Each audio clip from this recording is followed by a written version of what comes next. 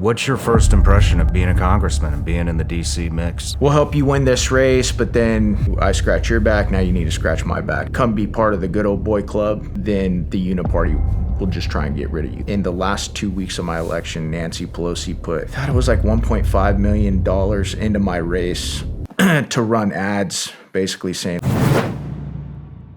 What the hell is going on over there? I mean, everything has just turned into a disaster. It seems like, I mean, some of these people I've had really high expectations for, and they've just totally, it seems like they've just totally folded.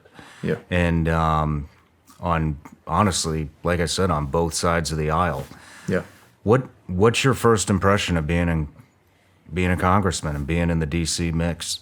Yeah, it's interesting. I mean, a lot of my perceptions, have come to be proven correct. As far as there is a uniparty, it tries to suck you in from the moment that you're elected.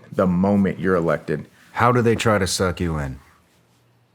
Well, they do it with money. As far as like, hey, we'll help you win this race, but then, I scratch your back, now you need to scratch my back. So there's that part of it. There's the relational side of it, right? Come be a part of this, come do this with us. And you know how it is. Anytime you start running or hanging with people, you're more likely to become like them. So there's there's also, the threats as well.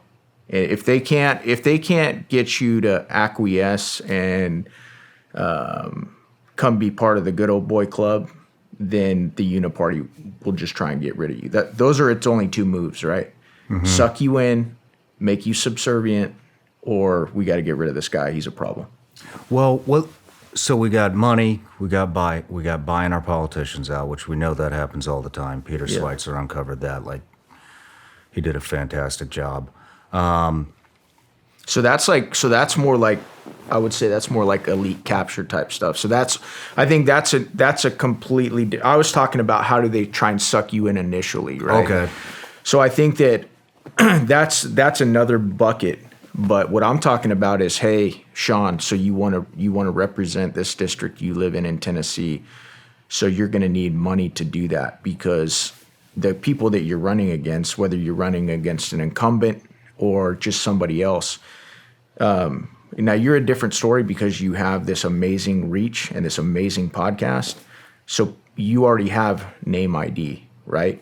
But that's one of the hardest things for any politician to get is name ID. And it costs a lot of money to do that, running commercials, ads, etc. And so that's what a lot of these groups will do. The bigger groups, Republicans, Democrats, etc., they will help you. They will spend money on your behalf. They will donate to your campaign so that they help raise your name ID. But then, once you get elected, it's like, okay, now it's time to pay us back, and we'll start with who are you need to vote for so and so for speaker, and then these bills are going to be coming up right behind that, and we're going to need you to be on the team. This stuff is starting before you ever even step foot in the Capitol. So it doesn't. And please keep in mind, dude. Like I can only talk about my experience, and also, I would even say in the theme of level setting, I'm an F and G up there. 6 months in, there's so much I don't know. So I'm just giving you perspective from somebody that's been there for 6 months. But my experience was there were no asks right off the bat, or I should say there were no asks of me, working my way up. The asks started coming as soon as I got elected. Okay. As soon as I got elected. And it was just like, are you going to be on the team or not? What were some of the asks? Support. I need you to support who the party has chosen for speaker. So right off the bat, they were talking about funding your campaign to basically vote for McCarthy. Yeah. And that's super, just so you know, that's super normal. Like what America saw in January, from what I'm told, that hadn't happened in over 100 years. So usually that's like SOP. Everybody kind of typically knows who the speaker's going to be, and then it's more kind of a formality. But Interesting. several people decided that they didn't want door A. They didn't want formality. They wanted to shake things up and to change the way the town works. Yeah, that's good. Yeah. What were some other asks? Let's see. So some of the other stuff you'll see, like, I don't know if we talked about this in the last one, but I've been pretty outspoken that I don't agree with the how we're handling Ukraine.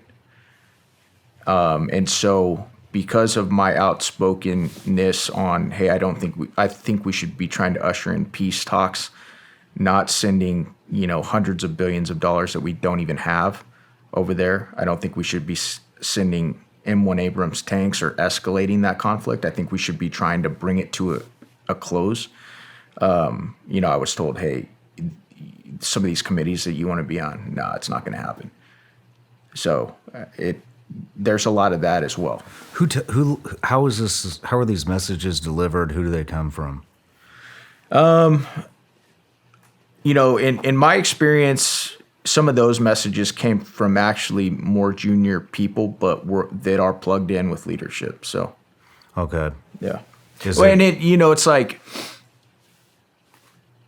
in a way, like if I look at the other side of it, it kind of makes sense, right? If you're the chairman of, foreign affairs or intel or whatever, committee you're the chairman of, you don't want a rebel rouser. You want somebody that's gonna, fall in line and do what you want, right? Yeah. And so I can see the other side of it. That being said, it is disappointing. Like right now, there's no member of the House Freedom Caucus on intel. In my opinion, that's a massive problem. That's a massive problem. What do you mean by that? So there's an intel committee, right? Mm-hmm. And they get briefed on, anything and everything related to intel. And so there's not one. They don't want any rebel rousers on that committee. There's a lot of committees they don't want rebel rousers on, right? Or people that say no to the swamp, to the uniparty, the establishment, whatever word you want to use. But as of right now, there's no member of HFC on the intel committee, and that's not a coincidence. Where does this money come from? So can you just run me through one of the approaches? I'm really curious. What about approach? This, on the money stuff. Hey, we're going to donate X amount of dollars to your campaign if you vote for McCarthy. Can you just run me through this scenario? I mean, is it out in the open? Is it? Yeah. Hey, we'll find you at a restaurant and talk to you there. No. Most of it's out in the open, man. It's like and by law it has to be, right? Because you have to file reports very regularly on where your campaign got money from, and all sorts of stuff like that. So now I'm not going to say that there aren't groups and organizations that use third parties or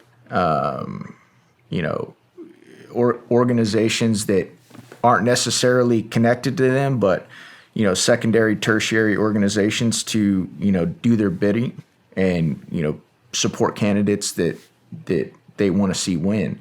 But what I'm saying is that it was never like, for any of the interactions that I saw were never like hush hush at a bar. Hey, come over here. It was always out in the open, and it was always on the up and up. Okay. But that was definitely something that I experienced right off the bat. Like, all right, it's time. It's time for you to reciprocate. So. Okay. Changing subjects here, since we're talking about campaign dollars, did you have any major donors, or was it mostly the people that were voting you and donating to your campaign? Yeah, I had some, definitely some people that maxed out, because there are max contributions that you can do. I think last cycle, I want to say it was like $5,800 if I remember correctly. So you could do like half during the primary, and then if your candidate makes it to the general, you can do the other half. And I think the max was like $5,800 if I remember correctly. That's it. The max is it's close to $6,000. Yeah, so that's individual. But then if you have like a leadership pack, and a lot of candidates will set up a leadership pack, then you can investors, donors can put more money into that. Okay. But there's specific rules on how that money can be used. It's different. But for a guy like me, the vast majority of the funds that we raised were small dollar, just like digital, online. People throwing in $5, $10, $15, Okay. which is good, in that that you have a good amount of support. On that note, though, the bad thing is when you're raising money digitally, you don't keep as much of it as if somebody just writes you a max out check or just a check. Interesting. So yeah, you got in that, it's kind of one of those things where you got to spend a little money to make money. Okay. Well, $5,800 doesn't seem like it would be enough to buy somebody out. So does that change when you get in to Congress? The max donation? No, it's still the same. It's still the same thing. But I think that, and again, you got to forgive my ignorance here, because this isn't something that I have a ton of experience with. But I would imagine if you were gonna get sizable donations, it would probably go to your leadership pack, right? And then also other groups can spend money on your behalf. So that's different, right? So you got money that comes directly to you, which you can decide how it's spent. And then outside, one of the big ways that they can promote somebody is through outside groups that just, do $1 million ad buy. Or one of the things that, in my election, I think in the last 2 weeks of my election, Nancy Pelosi put, I thought it was like $1.5 million into my race to run ads, basically saying that I was like a white supremacist and a Nazi. Yeah. So, I mean, it's silly, but that's kind of how it works. Hey everybody, I'm Shawn Ryan. Click here to subscribe to the Shawn Ryan Show YouTube channel for the hottest and most compelling interviews that you will not see anywhere else. I've also made a playlist of all the previous SRS episodes, so they're easy to find. You can find that right here.